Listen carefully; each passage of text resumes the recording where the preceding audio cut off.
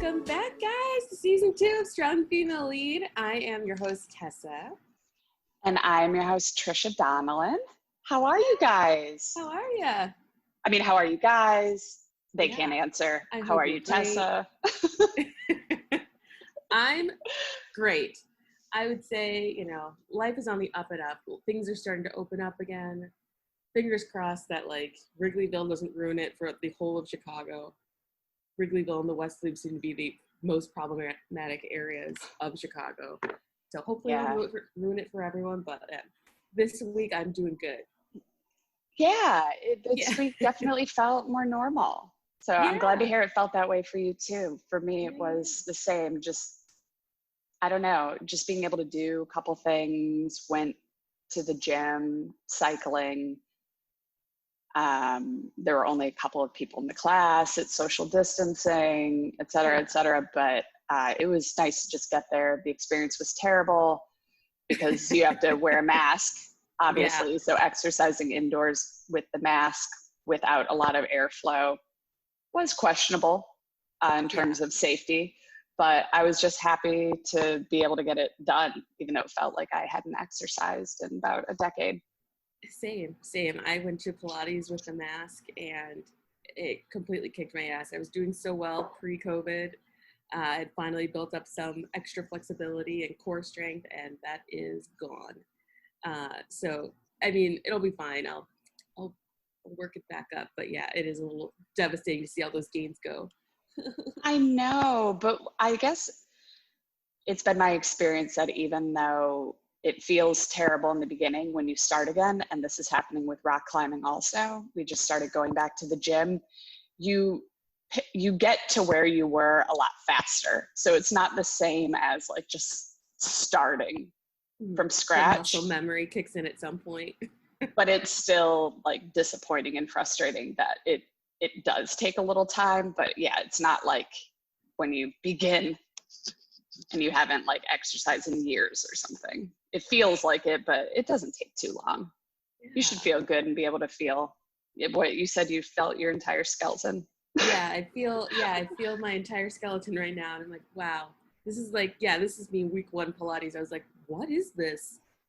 Why are there so many? Why is my rolling out of bed was such a struggle today. I was like, I could just keep laying here and maybe I could just somehow get the laptop into the bed and just record that way, because that just seems like heaven right now. And you could be doing that. Yeah, I can't tell. I'll probably be in the same position this entire recording because I'm too afraid to move. Ow. I know, because then we're likely to injure ourselves if I turn too quickly. Exactly. My neck cracks. Yeah, if I laugh too much, my abs hurt so bad. So have you been watching any movies or TV lately that? I've been watching, we're continuing the Michaela Cole show on HBO, I May Destroy You. I haven't started it yet. Oh man, it's real good. I mean, it's nothing like chewing gum. Okay. It's more serious, right? Yeah, it's way more serious, way more real just because of the subject matter. But yeah, it's really good. I think it's been a good transition from Insecure to I May Destroy You, just to keep these Black female shows on rotation. And yeah, I really like it. I don't want to give away too much of the plot just in case people are also watching it. We should probably do that one. Yeah, we should. It's really interesting. A lot of adult themes. Ooh, that means sex, drugs, and all the good shit. That's what that means. Yeah, I mean, it's HBO. Adult themes, yeah. Yeah, it's being PG. Mm-hmm. I mean, I don't want to have to be trigger warning, guys. There's a lot of everything in the show. I just thought of something. Maybe we can have an SFL theme, and it's just adult themes. Yeah, a month of adult themes. movie, that 365 movie that everyone keeps talking about. I think that's what it's called on Netflix. Where I think the girl gets kidnapped and then 50 Shades of Grey. Oh, I saw it. I forgot the title, but yep, I watched that, of course. Oh, it looked so bad. I just Terrible. like 50 Shades. But I mean, I would totally do it. It was terrible.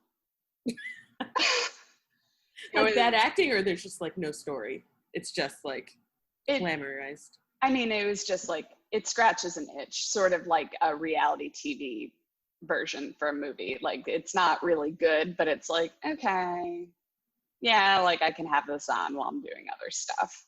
Mm-hmm. Like, the guy's attractive. Yeah. The woman's beautiful. You know, whatever.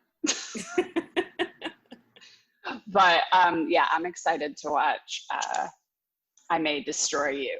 I started Marcella. Yay! And yes, the female lead's amazing. She is such a good actress. I just think it's so well casted. I think everyone is phenomenal. What do you think of are you in season 1 still? Yeah. It's really good so far. I mean, I will buy into this formula no matter which way people give it to me. Like a detective that's terrible at their real life, their personal life, and like sort of, you know, just a rogue detective that needs to be reined in, but they keep them on because they're so good. You know, it's like Homeland, but you know, like it's just another version of that, and I love it. I love it. Yeah. Oh man, Marcella. I think I might rewatch the season 3. I was really surprised with the twist in season 3. I'm starting to like wonder, if she isn't already, is she hunting herself? That's what I'm starting to like, is starting to just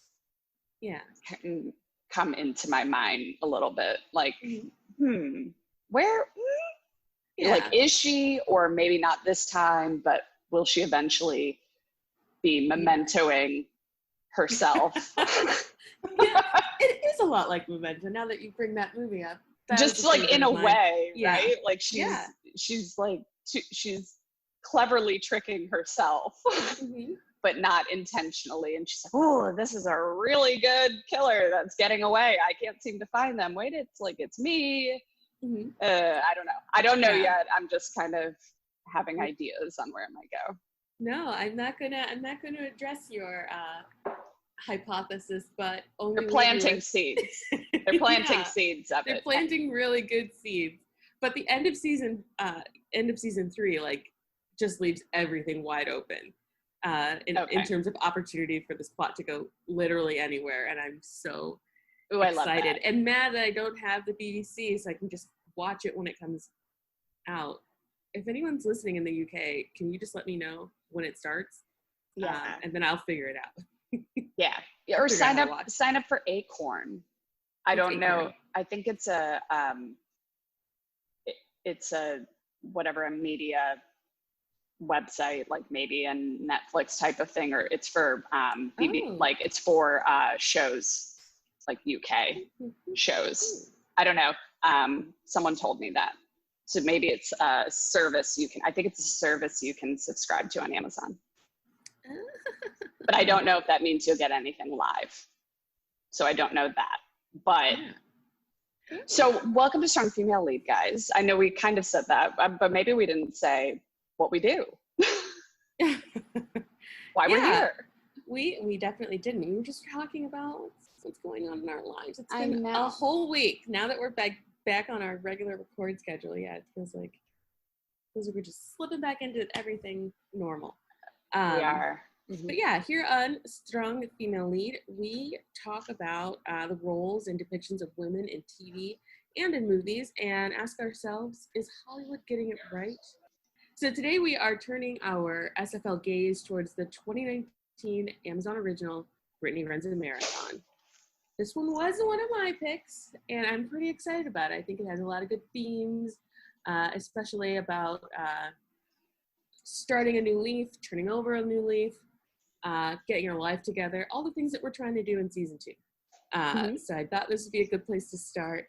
And just as a little quick synopsis, if you for some reason haven't already seen it, it is available on Amazon Prime. And I think it's coming to Netflix next. So Stay tuned if you don't already have Amazon Prime. Nice. But the movie is about Brittany Fogler, who is played by Jillian Bell.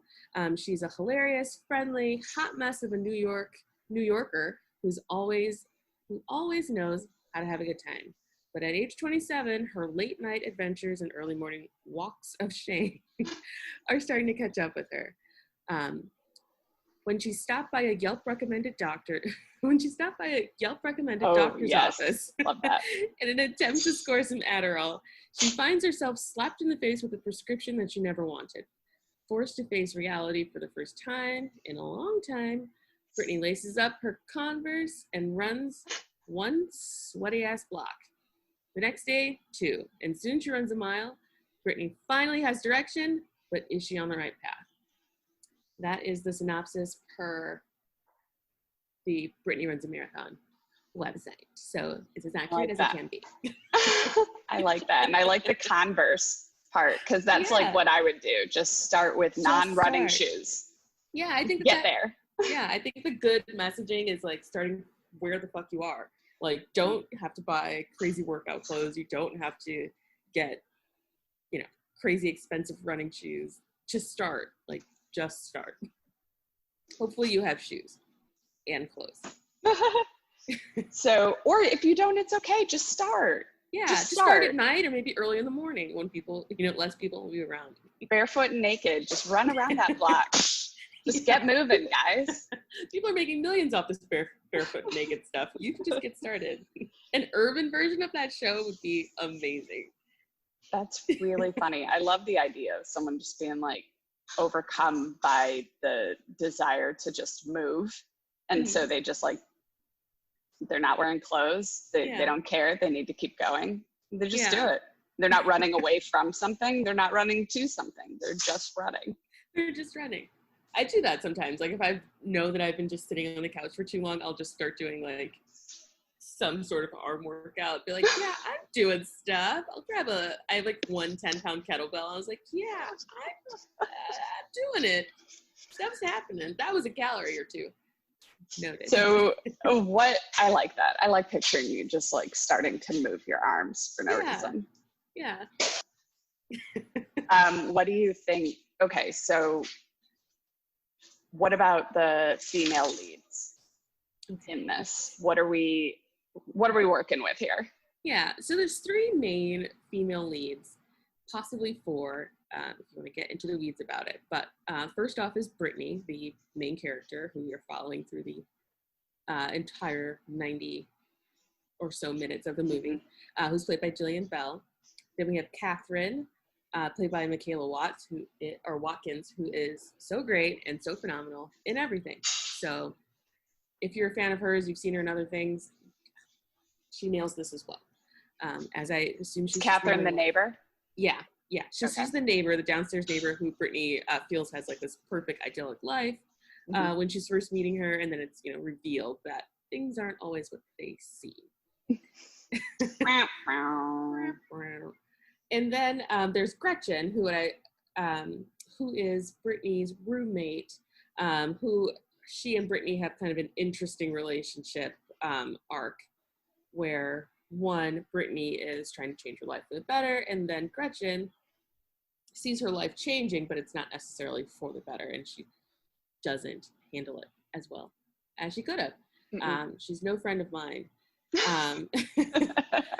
But then there's also a 4th character who, if we have time or, time to talk about, then there's Brittany's sister character. I don't even think she has a name throughout the movie, but just her sister, married to Demetrius, played by Laurel. So at some point, Brittany goes to live with her stepbrother and sister. And I just think the sister's character is so interesting, juxtaposed against Brittany. They've come from a similar household, similar life experiences, but have taken such different paths. And I do feel like there's some judgment on Brittany's end of her sister's choices and some misunderstanding of Brittany's choices by the sister. So if we have time, we can. Yeah, I like that. Yeah. Okay. First impression. What was your first impression when I told you, hey, I kind of want to do Brittany Runs a Marathon? What did you think? Oh, God. A comedy.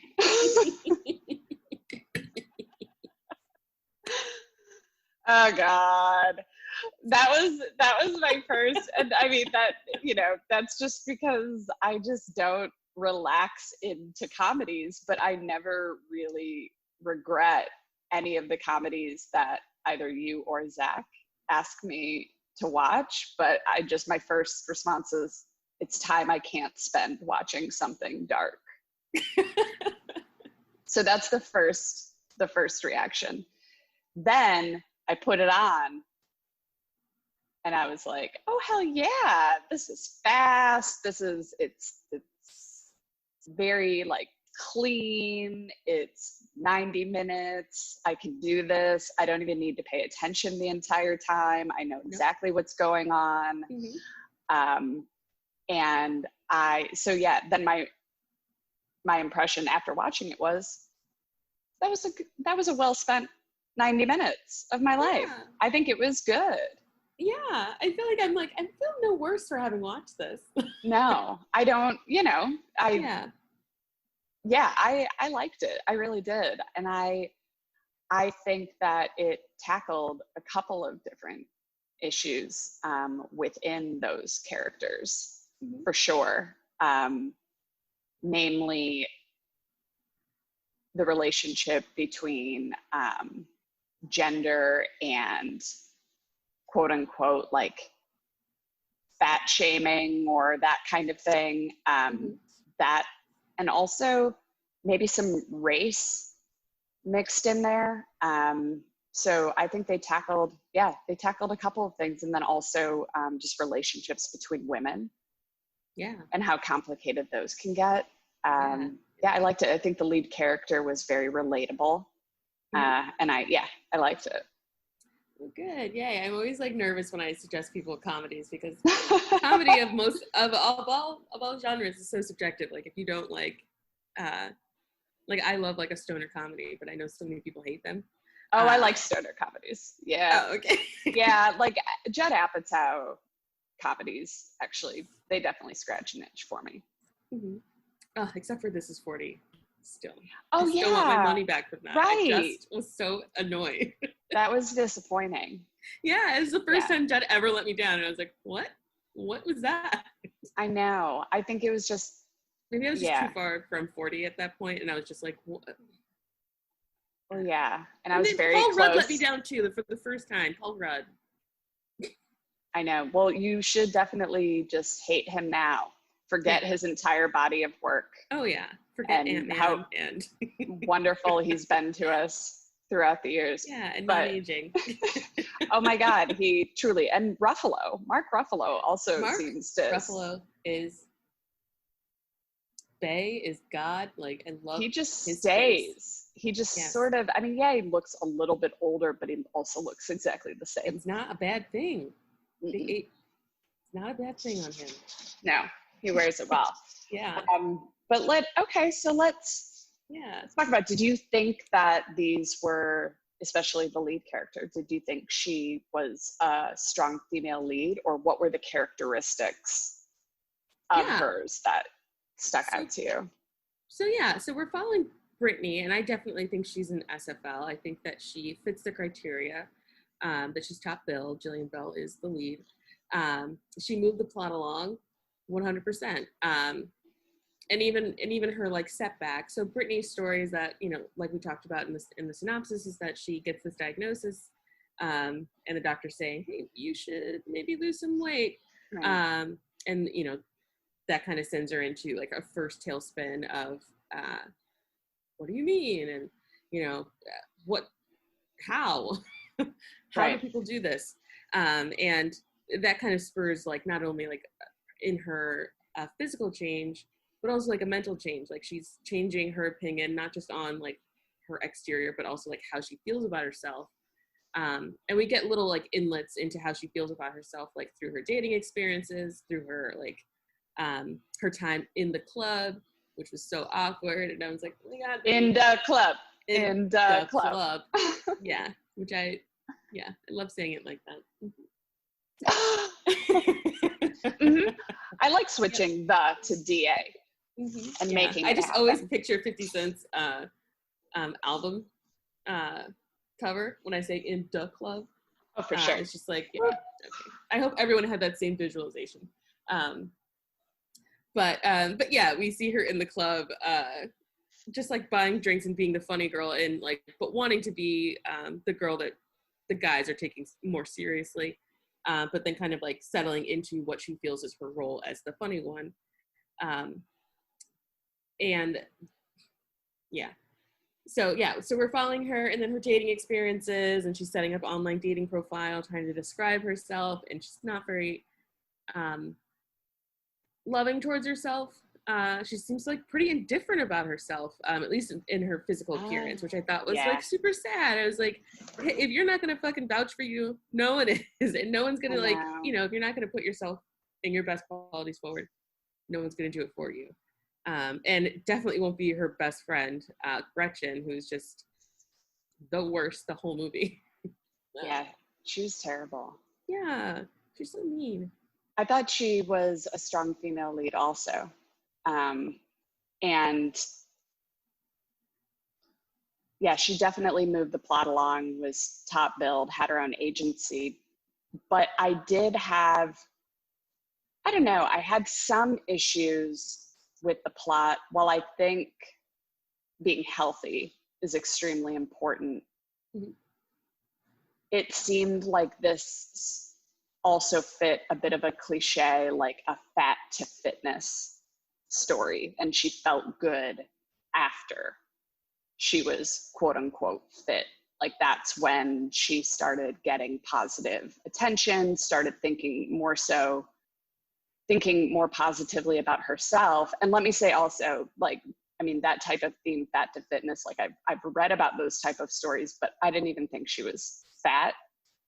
So that was kind of an interesting part of it also. Yeah. It's very subjective, but it just seemed, I don't know. I mean, there's not a good way to tell those stories, because in the end, she really did feel out of control before, and then she, you know, took some control of her life, and that is important. But also, why did it have to be all bad when she wasn't in that place? Right. It all stems on the physicality of her. So that's the only thing. But I don't know. It's not a bad message to be healthy, but yeah. You know, I was conflicted about it. Yeah, I think for me, when I was watching this, I see like the getting fit part is like more the roots to the plot than the stem of the plot. I'm just going with the plan. Ooh. Wow. It's how we get things started, because she probably wouldn't have embarked on any of this without the problem, which is presented to her at first as her weight. Like, oh, the reason BMI. why you don't, her BMI. I'm like, okay, science, get out of here. I know, BMI inciting incident, knowledge of BMI inciting exactly. Or BMI being thrust upon you, because before she goes to the doctor, she doesn't say, or at least I don't remember her ever saying that, like, or intimating in any way that, like, my size is why I don't feel comfortable in the club, or my size is the reason why I let Gretchen walk all over me. That's given to her as a problem, and then she kind of, pun intended, runs with it. Interesting. I was like, yeah. So I was like, so society told her that she was overweight, and so I thought she's we were supposed to assume that she felt that was the problem, and we were supposed to assume that because just by the nature of her little tiny roommates and the women she went out with, like, but it was presented to us. Yeah. Well, that's just how I took it. So, but yeah, and she seems to like be slightly jealous of Gretchen, but I just originally, like, if this movie had a different title, I would assume it's because Gretchen's in a relationship and she has low self-confidence and she's not in a relationship, and that's what she's like envious of, not that she's like a tiny Asian woman. I was like, you're never gonna be a tiny Asian woman. I was like, you're like a tall, semi-statuesque white woman. You know, learn to love yourself, girl. Like, this there's is nothing wrong with Brittany's, the way that she looked before she went on this 40-pound journey. This is Brittany's journey towards becoming a tiny Asian woman. And I was like, genetically, that's not gonna work. Follow your goals, people. Just follow your goals. Follow your dreams. But achieve your goals. Exactly. That's hysterical.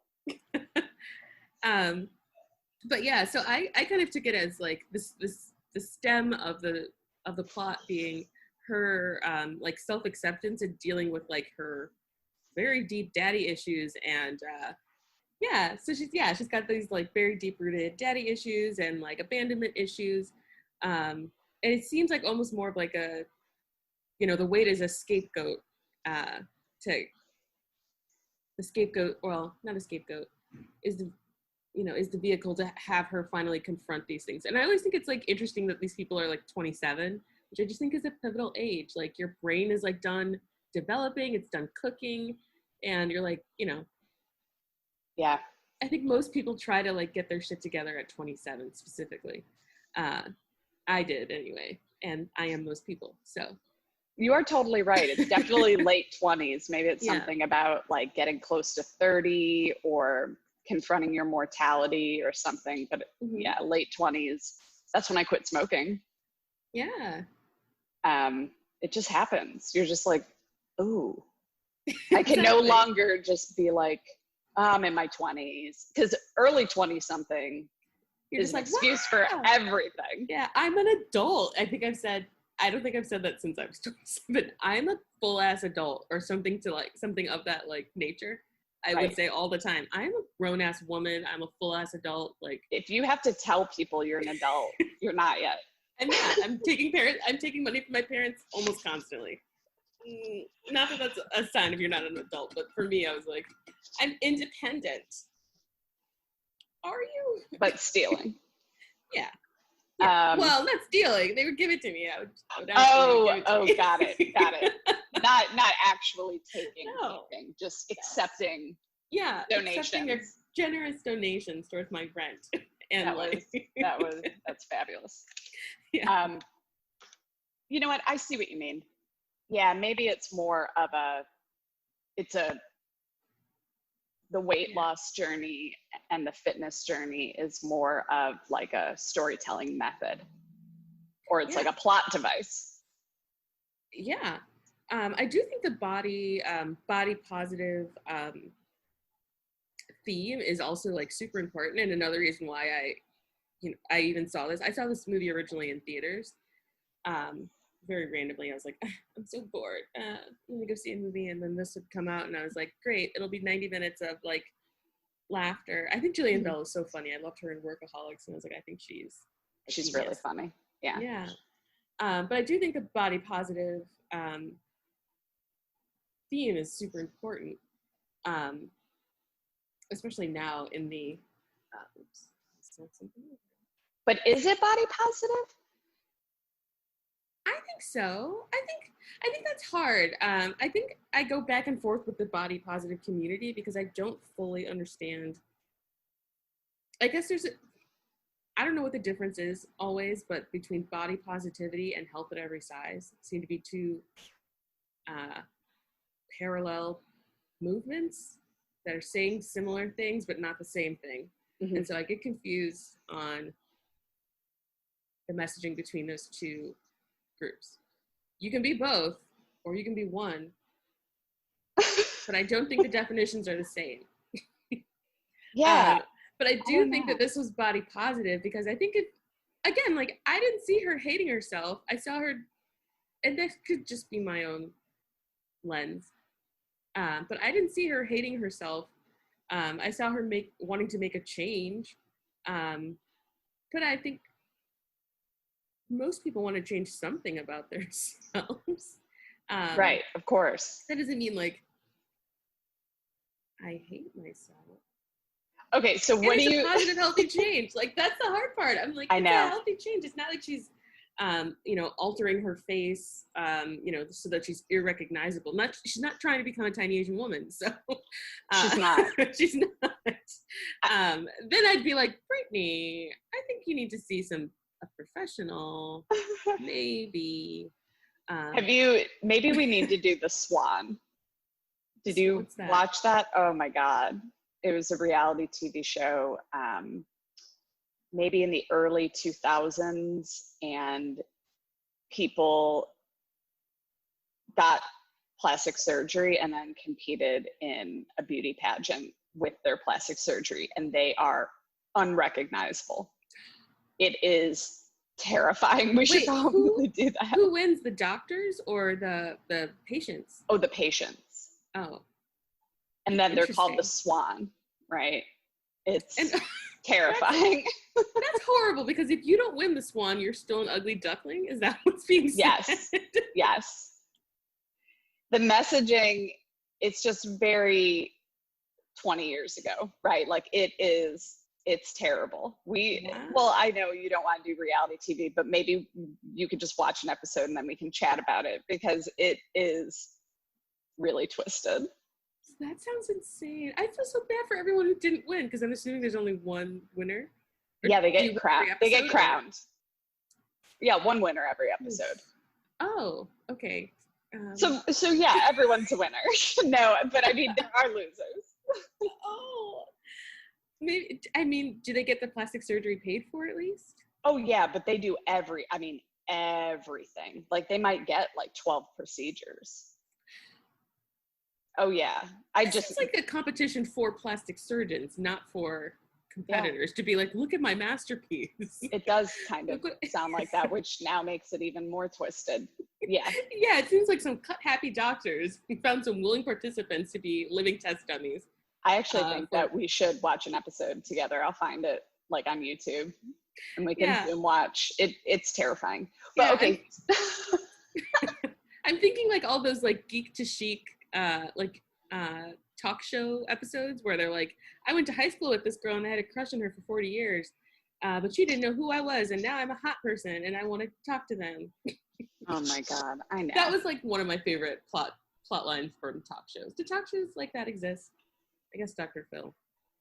Yeah, Dr. Phil's like a remnant, right? He's bring like back a little talk shows. Bring back. I know. Bring back like Jenny Jones type. Jenny Jones. Yeah, that's like Geraldo. Ricky Lake. Yeah. Ooh, bring Ricky her Lake. back. But Jerry like Springer. Not as an enlightened person. No. Bring back the old show. Yeah, exactly. And we'll just see how it goes. Like Who's the Daddy? The paternity test. Those Does are awesome. Maury still come on? I don't watch daytime TV. No. What is daytime TV? We have streaming everything. I don't even know when. I mean, our lives. I don't know. Yeah. Okay, so what do you think the filmmakers are saying or not saying about masculinity and femininity in this? I actually think that the masculinity piece is more interesting. The male characters were very interesting. They were all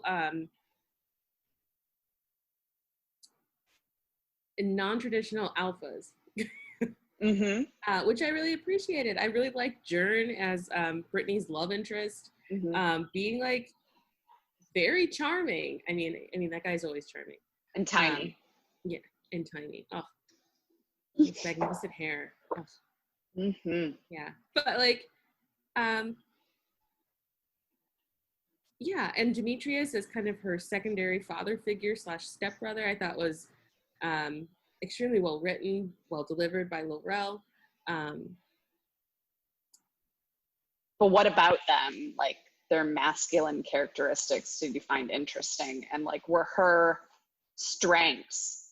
they strengths that would be considered or qualified as feminine? Or was she strong in ways that would be traditionally seen as masculine? Exactly. I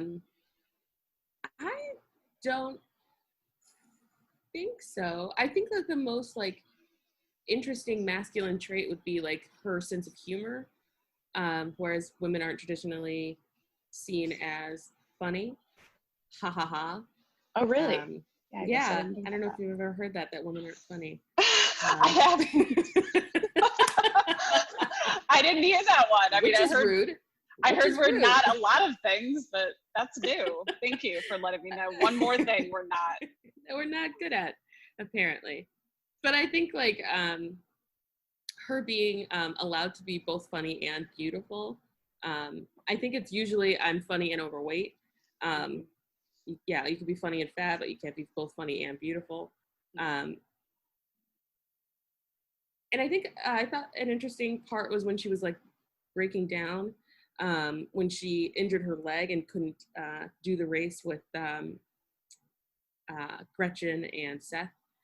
I thought that was a really interesting scene with her and Jern, where she's like, "You're not going to want me anymore because I gained the weight," and then like, "Oh, okay." That to me was the first time it was revealed that like her weight was actually something that she was concerned about. Like I heard it from the doctor, but this was the first time I heard her say it.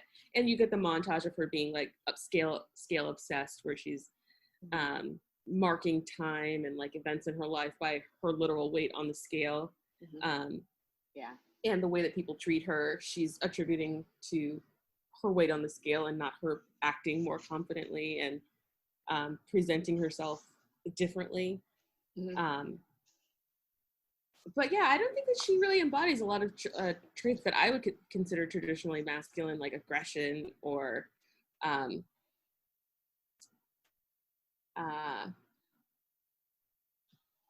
like, what's another way to say like not listening to the advice of others? She seeks counsel. She, albeit reluctantly, she really has a hard time with Catherine as kind of her like secondary mother figure, mother friend figure. Mother friend. Yeah. Everyone's got one. Everyone's got one. But yeah, I thought, and I know that the screenwriter based this off a real woman's life, so he was using a real woman's story in the writing of, in the creation of Brittany. So I think that helped a lot, because I didn't find a lot of plot holes. Like, she's not using masculine tactics to accomplish her goal of changing her self-expression and losing weight. I don't think she goes like completely like off the deep end. And I don't think she's employing tactics that aren't presented earlier as her own characteristics in order to do those things. I think she's funny in the beginning. She likes to joke. She loves theater. And those things all are represented as towards the end, in the development of the plot and at the end. She doesn't change who she was at the beginning. She's just a more confident, slightly thinner version of herself. That's a good point. Yeah, she does have the same characteristics at the end of the story and doesn't have to give up her entire sense of identity as a woman in order to accomplish the goals. And she also exhibits emotions, right? And you see the emotion, and you can see when she starts lashing out. And she gets very upset. And I like that, because sometimes women were not expected to do that, or not permitted to do that. And it tends to be seen as something only men will do because they can't handle their emotions. Yeah. But it doesn't necessarily mean you can't handle them. She's just processing them. And yeah, it wasn't cool that she lashed out, but like, she's allowed to do that. She's allowed to try and figure it out. Yeah, and I agree. I think that the most feminine way to fight is through passive aggressiveness. So that dinner or that birthday party, whatever, when she's like kind of going after that. Just a real teardown. Just a real teardown, but subtle. Character teardown. Just a really, really good fighting tactic employed. It is. By women. Because anytime you're thinking about what the insult I just said or meant, I won. That's how I like to employ. Or not a teardown, a good old fashioned takedown. Oh yeah. Yeah, I agree with everything that you said. I think that the characteristics of both the men and women were interesting, and they weren't all masculine and all feminine. You know, the Jern was an overly masculine male character, and her brother-in-law seemed very nurturing and seemed more in tune with Brittany and her internal experiences than maybe the sister did. They seemed, maybe they were close, like they were closer. I don't remember where her parents went. Did they both die? Her mom left the family. So I think that's where the abandonment issue is coming from, when she's fighting with Jern and she's like, "You're gonna leave because I gained 5 pounds." Yeah. And then the dad died from, I think, diabetes, which Got I think it. is like another thing that was like spurring her forward to be like, I need to make a change. Right. I'm on the same path. Yeah. I also like wanted to point out the relationships between Brittany, Catherine, and Seth. I thought that the 3 of them paired as like lead characters was very interesting. Each struggling with their identity as it is given to us. Seth in feeling like, oh, I can't do, he feels it's something, and he's like, I feel like my son isn't proud of me, or like I'm less masculine because I can't, protect him. But I'm like, Seth is just like, I would just look at him and be like, oh, you're like an average built guy. Like nothing about him screamed emasculine. But I think like him struggling with that and then redefining what it is to be masculine for himself as a gay character, as a gay male character, I thought was really interesting. And I was like, I'm so proud to see this on screen. I think that's it's a good point. Yeah, I think it's so all right for people to everyone should be questioning the identities that are given to you. Does this fit me? Are these characteristics that I want to take on? Are these ones that, I'm comfortable leaving by the wayside? Yeah, and I wonder if any of his questioning has to do with society's definition of, or like view of gay men, right? Oh, because yeah. Society seems to have a difficult time equating masculine characteristics with a man who is attracted to or in a relationship with another man. It seems like they automatically are considered feminine to some extent. So yeah, maybe his son wasn't even feeling that, but he felt that. Yeah. Oh, he must think that, right? Yeah. Because that's how we're that, looked like, at. John Wayne, former cowboy version of masculinity. And I'm like, I don't think that exists in most men, at least maybe not in 2020, and definitely not in my circle. No. But yeah, that like Uber man who's like pretty much like like some sort of grumpy police detective.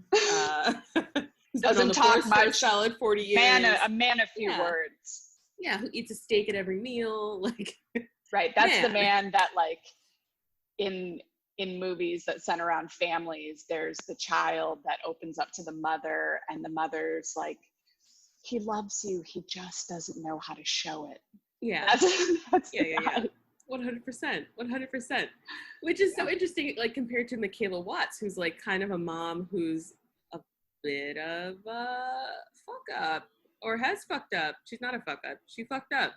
She did a bad thing. She's not a bad person. And I think her struggling with that is also very interesting, because moms don't get to struggle typically. Moms don't get to make bad decisions and ask for forgiveness, or have to fight for their kids. Like they're typically, the mom gets the kids and we're all mad at the dad. It showed that like a skinny white woman had an even bigger issue and dilemma that she was facing than Brittany's. I mean, not that Brittany's wasn't big, but she was looking at her as if, oh, she's just this one that has it all together, but she didn't. She was the recovering heroin addict. I was like, whoa, just diving into the hard drugs. Yeah. I was a little bit shocked at that admission. I was like, wow. Yeah. And that money can't protect you from everything. And I also thought it was so interesting that Brittany's big, like, one of the hurdles to Brittany and Catherine's relationship is that Brittany is judging her so hard based on how she looks, and then asking everyone to stop judging her based on how she looks at some points throughout the movie.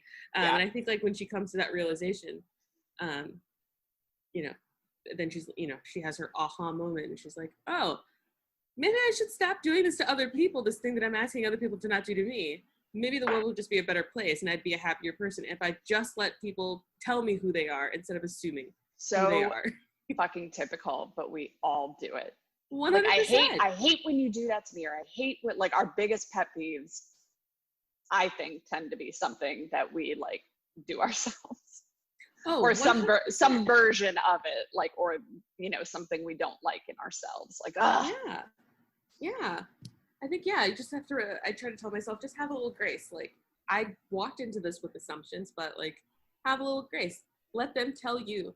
Have a little grace. Yeah, you know, keep one ear open. Like, I made some judgments about what I know about you based on what I know about you, but based on what I think I know about you. Yeah. Yeah. I made some judgments based on what I know about you. I did. I'm not gonna lie. I am a judger. And that's just like a internal safety mechanism to be like, whoa, I don't know.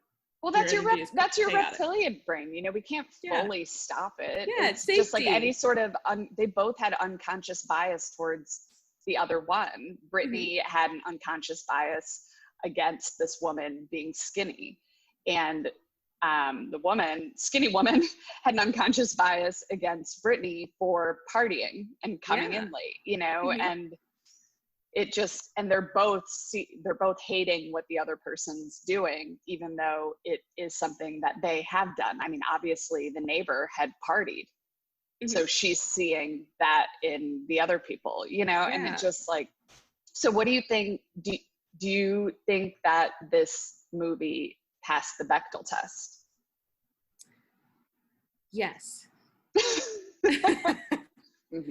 And I was trying to find a specific scene, but I know that there's periods where Brittany and Catherine are talking about the race specifically. But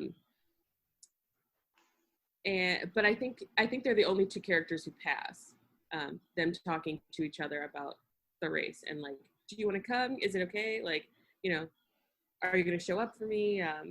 That type of conversation. But her and Gretchen, I don't think I've ever passed the Bechdel test. No.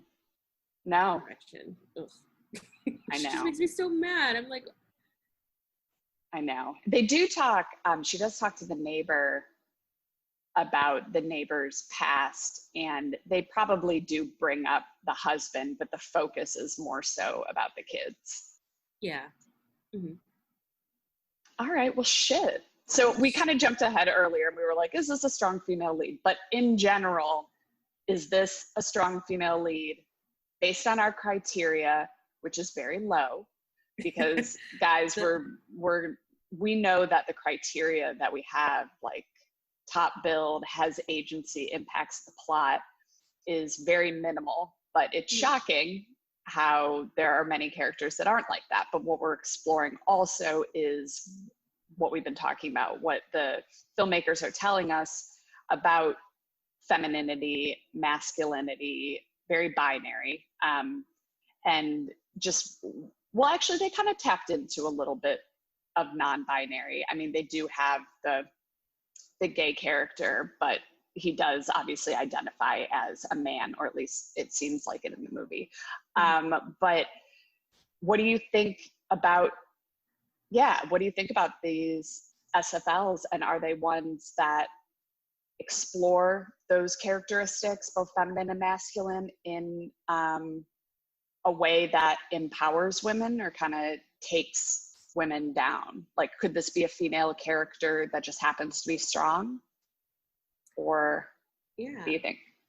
I think that I think the character of Brittany is a character that I don't see that much on film. I think I've met a character like Brittany on TV. When you think of what's the show with Alana and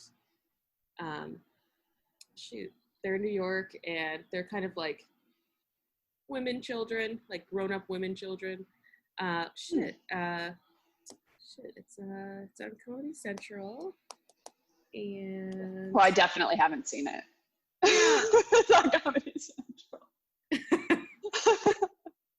I'm like, oh my god, what is this stupid show called? It's Alana Glazer and I think it's Abby.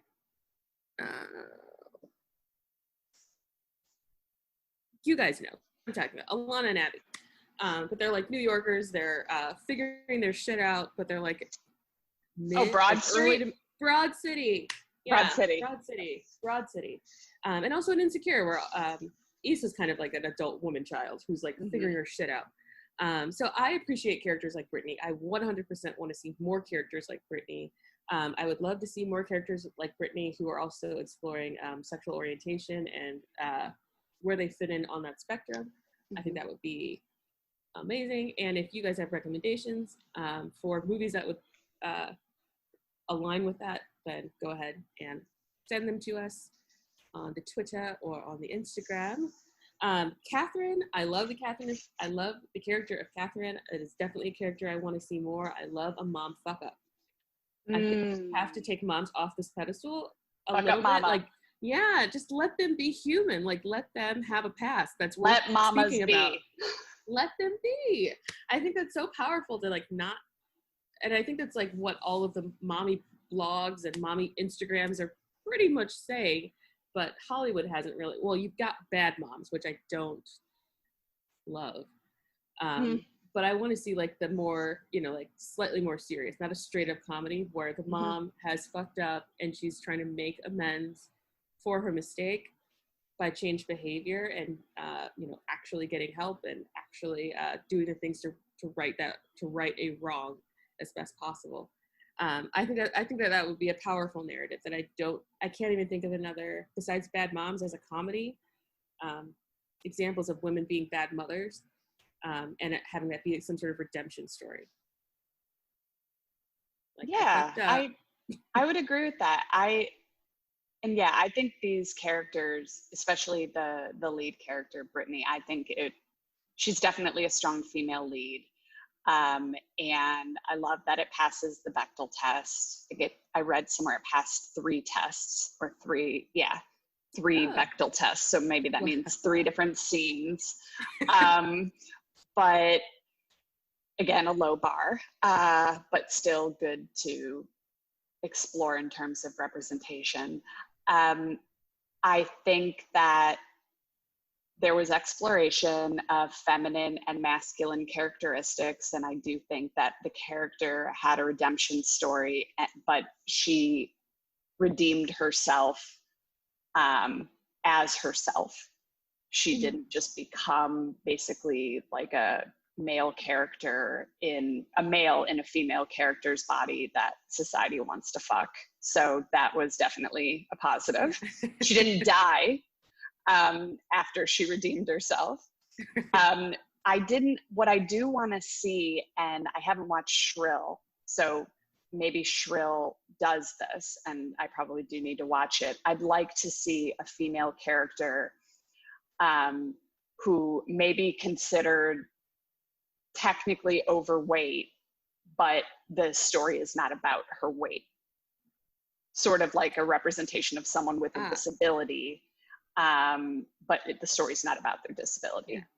Shrill is definitely about her weight acceptance. Okay. Accepting her body. I would say that Shrill is, like, in my opinion, the best example of body positivity. She's not trying to lose weight, but she is going through accepting, like, this is who I am today, right now, and I love that shit.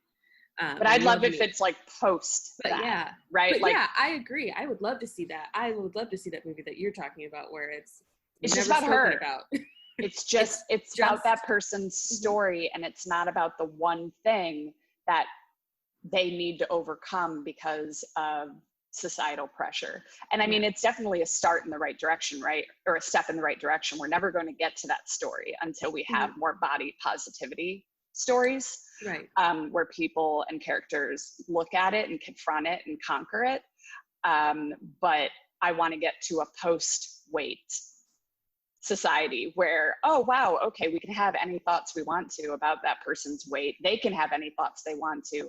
But hold on, there's this entire other piece of this person's life that they're exploring. And to see a lead character, not a supporting character, but a lead, have it be about that would be cool. And to have them see even we can have a Bechdel test for weight. Can this person who is quote unquote overweight, I don't even know how to say it, or doesn't fit typical like society's image of what they should look like, are they ever having conversations with other women about something other than their body image, you know? So I don't know when we'll get there. Maybe there is something, guys. If you know one, I would love to see it.